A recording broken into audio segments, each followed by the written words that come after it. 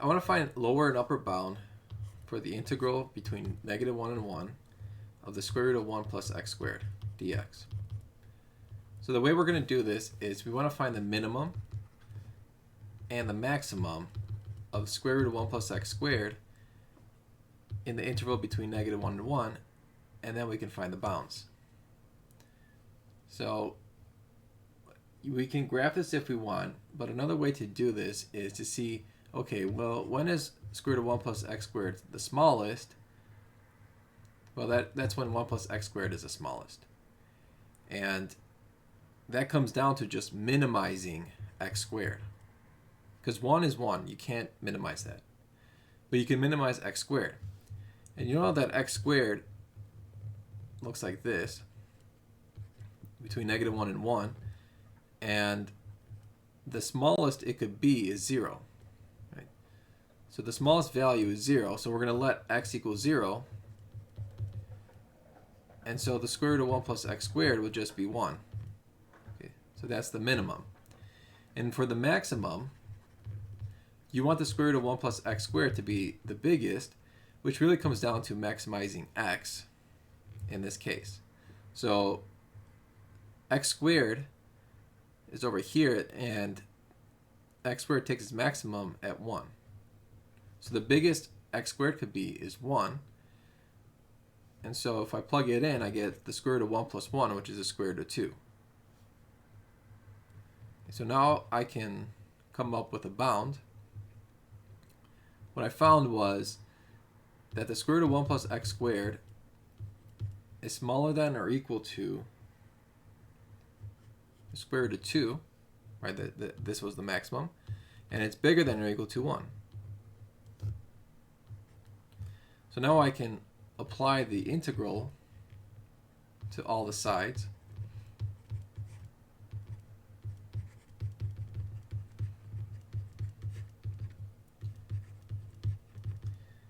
And the lower and upper integrals are very simple because it's just a constant over the range. So it's basically the length of the limits multiplied by 1. So in this case it's 2, less than or equal to the integral from -1 to 1, square root of 1 plus x squared. And then here the length is 2 and multiplied by square root of 2. Okay, so that's a nice shortcut whenever the integral is a constant. And so this is, so now we just found an upper and lower bound for our integral. Let's look at another example. Let's say we have the integral between 0 and 1 of x to the 9th over the square root of 1 plus x dx. My goal here is to find a lower and upper bound. So for an upper bound, I want to find something bigger than x to the 9th over square root of 1 plus x. The problem is, whenever you divide by a number that's bigger than 1, you make it smaller. So automatically here, the square root of 1 plus x is going to be bigger than or equal to 1. So you want to minimize the denominator.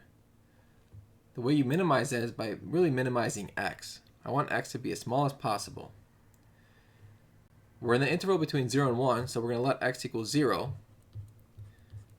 And then we just get x to the 9th over square root of 1, which is just x to the 9th. And now for a lower bound, you want to make the denominator as big as possible. So that comes down to finding what x value is going to make the square root of 1 plus x as big as possible. Well, you know, the square root function in general is an increasing function. So the bigger the x, the bigger the square root. And so because we're between 0 and 1, we're going to pick 1 because that's the biggest number. And so we're going to replace x with 1, and we'll get x to the 9th over the square root of 2. Okay, now we can find the integral of everything. So we'll have the integral from 0 to 1 of x to the 9th over the square root of 2. And that's going to be less than or equal to integral from 0 to 1, x to the 9th over the square root of 1 plus x. And then integral from 0 to 1 of x to the 9th dx. Okay. Now we can find what the limits are, or the integrals for the upper and lower bounds. Okay, so this will be, well, we can factor out the root 1 over root 2, and we'll be integrating x to the 9th. That's just x to the 10th over 10, valuing from 0 to 1. We'll keep this integral the same.